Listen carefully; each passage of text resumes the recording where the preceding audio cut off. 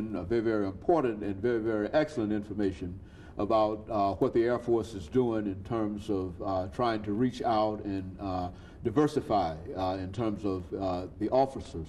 But let's talk about something that I think is something that we generally talk about every time we have an opportunity to talk to a military person on this show, and that is to look at Memorial Day and to say something not only about the upcoming Memorial Day, but put it within a context so that we can recognize the importance of what it means to be involved with the military. Well, first, the national holiday, it recognizes men and women who've served in the military, some who've given the ultimate sacrifice, giving their lives in defense of our nation. Certainly a noble cause. It has to be said that African Americans have always played a role in the United States military, both in and out of uniform. I think any historian knows that Crispus Attucks was the first casualty of even our Revolutionary War, an African American man. So it's a proud day for all Americans, and one need not make the distinction between African Americans or other Americans, because in the military, I can say for myself that one of the great things the military can do is teach people that all of the differences that we like to see within ourselves, even describing myself as perhaps saying I'm African American, is just really doesn't say very much, because you have to look at it through the window from the other side. What does the outside world see? They see Americans, and I have friends of all races and religions, and people that I know to this day that if I met them, I could come to them and they would embrace me as a friend, and I have the military to thank for that.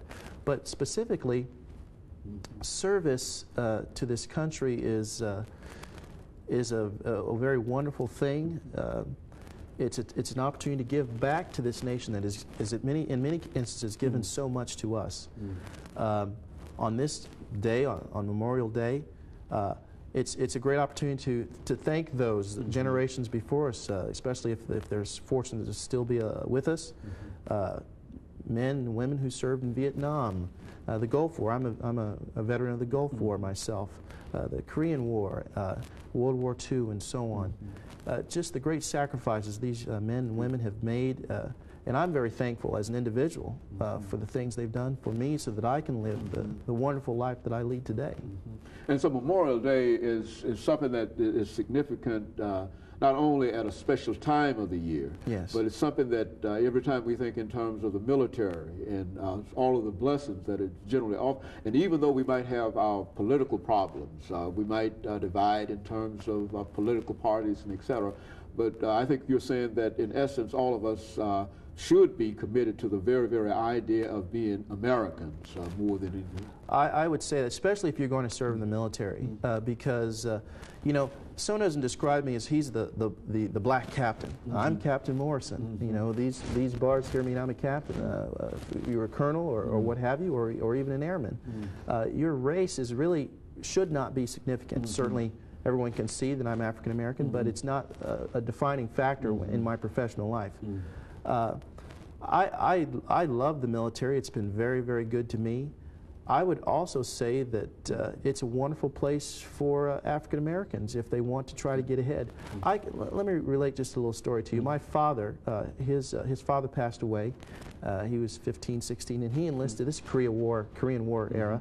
He enlisted in the Army, and at that time it was a much different world, as I'm sure you can imagine. And his experiences were, by today's standard, horrific.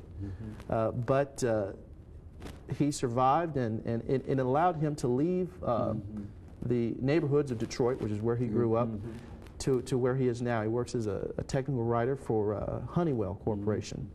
And one day, we were visiting my grandmother in Detroit, and there were two men sitting on a bench. And he started to laugh. And I said, "Daddy, why are you laughing?" He said, "You know, in 1955, when I left, or 56, when I left for the Army, those same two dudes were sitting on that bench." And he had been all around the world and done different things, and I can see now that I'm older, how much my life has changed, how many different things I've done. And that's not to say that staying home and being with loved ones isn't valuable too, but But I think we should really appreciate the people who do go out and travel and go to those faraway lands and do those different things, because it keeps someone else perhaps from having to do that. And so, Captain, you would say that those young people who are interested in becoming involved in military service, but especially the AFROTC program, that they should try to get in touch with you as soon as possible and to make preparations to become involved. Yes, anyone who's been to the campus knows that we have a T-38 on a pedestal. If you walk through the double doors underneath the airplane, go up the stairs and turn left, our offices are there. We have a website, our phone number, I don't know if that'll be posted, but it's right on campus. It's 9631, it's 963-5931 on campus. And we welcome anyone.